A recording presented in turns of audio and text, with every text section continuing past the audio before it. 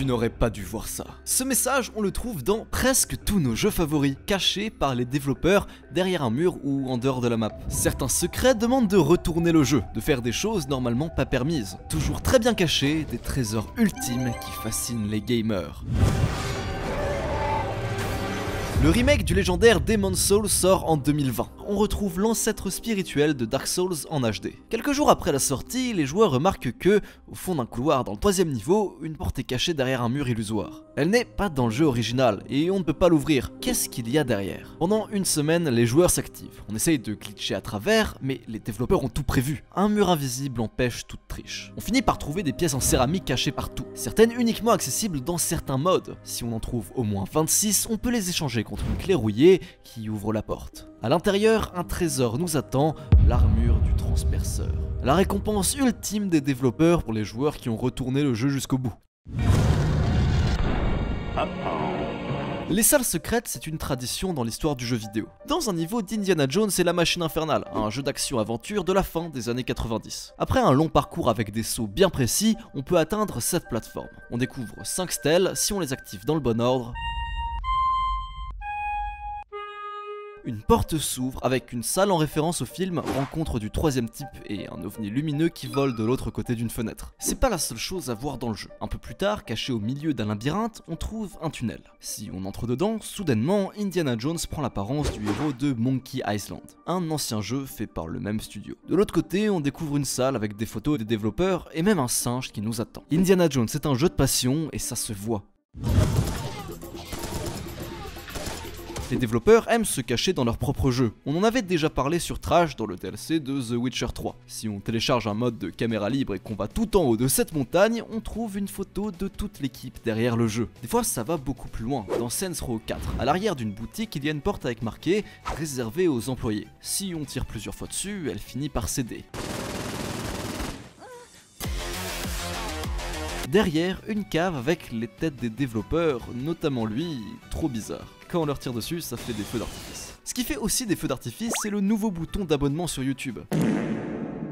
Bon, c'est pas vrai en fait. Mais 65% des gens qui regardent cette vidéo ne sont pas abonnés, donc faut bien que je trouve une excuse pour vous forcer un peu la patte et vous pousser à vous abonner. Dans le même genre, si on passe en difficulté légendaire dans Halo 3 ODST, on peut prendre un vaisseau à Kikowani Station et aller dans un endroit caché au bord de la map. Après un peu de parcours, on peut entendre une petite musique quand soudain ce gars apparaît. C'est Martin O'Donnell, le compositeur des jeux Halo, qui a l'air de vouloir se battre. Le pire c'est que peu après la sortie du jeu, il s'est fait virer et on a remplacé son easter egg par le mec qui passe le balai dur. Déjà en 2003 on avait trouvé cette image dans la version PC du premier Halo. Une femme, la copine d'un ex-employé du studio. Les développeurs pensaient l'avoir retirée, mais non. Si on joue aux versions alpha, on peut la voir in-game dans une salle cachée sous un niveau. Un hôtel dédié à la personne qu'il aime. Les plus forts c'est les devs de Serious Sam 3. Pendant la 8ème mission, si on arrive à sauter au travers de cette toute petite fenêtre, on arrive dans le hall des développeurs. Une dizaine de PNJ avec d'énormes cerveaux apparaissent et nous attaquent. C'est l'équipe du jeu qui s'est modélisée pour nous laisser une surprise bizarre mais jouissive. Les salles c'est bien, mais les niveaux secrets c'est mieux. On vous a déjà parlé des niveaux spéciaux de Super Mario World. Cachés un peu partout dans le jeu, les niveaux étoilés. Si on les termine tous, alors on arrive dans un endroit bizarre, le monde spécial. 8 niveaux, tous aussi durs qu'originaux. Si on arrive au bout, écrit en pièces on peut lire « Tu es un super player ». C'est rare que Nintendo nous félicite. Celui qui se surpasse c'est Diablo 2. Grâce au cube d'Aura Dream, si on combine un tome de Town Portal et la jambe d'un PNJ qu'on ramasse sur son cadavre, un portail apparaît dans la première zone. On le traverse, on arrive dans une ferme avec des vaches des enfers. Il y a même le roi des vaches qui nous affronte. Mais les meilleurs niveaux cachés, ils sont encore une fois dans Dark Souls. Dans le 3, c'est carrément une zone immense placée juste sous nos yeux. Tout au fond d'un donjon, on débloque une émote. Si on l'utilise à cet endroit précis, à côté de cette statue dans le niveau de la prison, on est téléporté au pic du dragon ancien. Une montagne secrète remplie d'ennemis. Un boss nous attend tout en haut, un chevalier sur un dragon. L'un des plus stylés du jeu, que seule une poignée ont vu. Le premier opus va encore plus loin. À un moment, on découvre une salle avec une gigantesque peinture, on l'examine mais rien ne se passe. Par contre, si on retourne tout au début du jeu dans l'asile de fous et qu'on suit un parcours spécial qui implique notamment de se faire attraper par un corbeau géant, on peut trouver une poupée étrange. Retournons devant la peinture avec la poupée, la toile nous aspire, on débloque un royaume caché, le monde peint d'Ariamis. Une cathédrale gelée, des monstres, un boss et une histoire inédite, From Software ne fait pas les choses à moitié. Vous et moi, nous avons dit des choses que vous allez regretter. Dans le chapitre 3 de Black Mesa, en passant dans une bouche d'aération, on peut trouver le cadavre de Gordon Freeman, le héros de Half-Life. À côté, on peut lire The pizza is a lie. La pizza est un mensonge. Si on n'a aucune idée de comment Gordon a fini ses jours ici, le message est une référence directe à Portal. Pendant tout le jeu, GLaDOS, l'intelligence artificielle qui nous force à faire des tests, nous promet un gâteau. Mais au cours de l'aventure, on peut trouver plein de messages laissés par un ancien employé, The cake is a lie. C'est vrai. À la fin du dernier test, au lieu de nous récompenser, GLaDOS nous envoie dans un incinérateur. On s'échappe, on l'abat, c'est gagné. La dernière chose que le jeu nous montre, c'est une pièce avec un gâteau. On a longtemps cru que c'était juste une cinématique, mais cette salle, on peut y accéder. Quelques portails bien placés, 2-3 glitches, et voilà, il est là, rien que pour vous. Les secrets les plus juteux ne sont pas accessibles normalement. Heureusement, il y a toujours des manières de casser le jeu pour les trouver quand même. Gabe Newell, le chef de Valve, le sait. Et a caché une salle entière à l'extérieur de la map d'un niveau d'Half-Life. Pour la trouver, il faut juste utiliser la console pour enlever les collisions. Une fois à l'intérieur, tout est recouvert du visage de Gabe de très près. C'est à la fois drôle et particulièrement terrifiant. On a la même chose dans Tomb Raider 4. Dans le niveau du canyon avec un éditeur de position, on peut passer de l'autre côté d'un mur invisible. En marchant le long du vide, on finit par trouver un temple couvert de têtes de Lara. Les plus forts, c'est Bethesda. Les Fallout et Elder Scrolls regorgent de salles cachées. On s'y téléporte en tapant une commande sur la console. À l'intérieur, tous les items du jeu dans des coffres, des spawns de monstres et même des instances pour tester la physique ou corriger les bugs. Un vrai bac à sable pour les joueurs. Il y a certains secrets que j'aurais préféré ne pas voir. La caméra libre par exemple, c'est sympa, regardez, il y a un robot qui danse en dehors d'une des maps d'Overwatch. Mais si on s'en sert pour voir à quoi ressemble notre petit ami au début de Soma, mauvaise surprise. Ah, enlevez-moi ça. C'est pareil avec Pokémon, dans la 4ème génération, si vous arrivez à sortir des limites du jeu, vous entrez dans la zone mystère. C'est drôle, les développeurs lui ont donné un nom. C'est comme ça qu'on pouvait avoir Darkrai et Shaymin en dehors des events. Glitchez le jeu et suivez un chemin précis dans la zone mystère pour arriver jusqu'à eux. Mais sur Pokémon Crystal, en partant assez loin en dehors de la carte, on peut tomber sur ça, Glitch City. Des textures dans tous les sens, des boîtes de texte remplies de chiffres, un faux pas et le jeu crash. Mais si on suit un chemin précis, on arrive jusqu'à elle. Une fille toute seule. On s'approche, elle nous défie, championne Kara, un personnage qui n'apparaît pas dans le jeu. Si on la bat, on est téléporté dans une pièce, un téléphone sonne et le jeu crash. Qu'est-ce que c'était? Pour certains, c'est le même fantôme qu'on peut trouver dans X et Y, mais encore aujourd'hui, ça reste un mystère.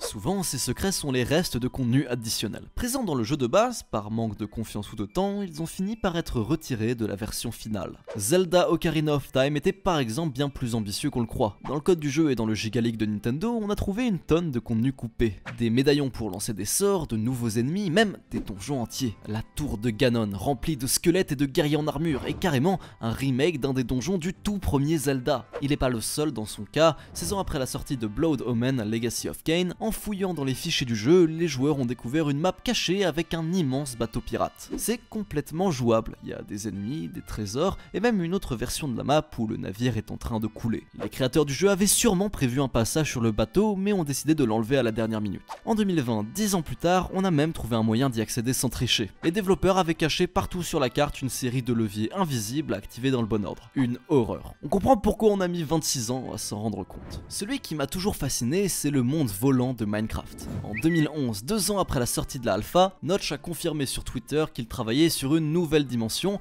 le contraire du Nether, une sorte de paradis. C'est plus dur à coder que prévu, entre temps Minecraft passe à Mojang, tout change. L'équipe abandonne finalement l'idée, mais s'en sert pour créer l'End, le monde des Enderman et de l'Ender Dragon.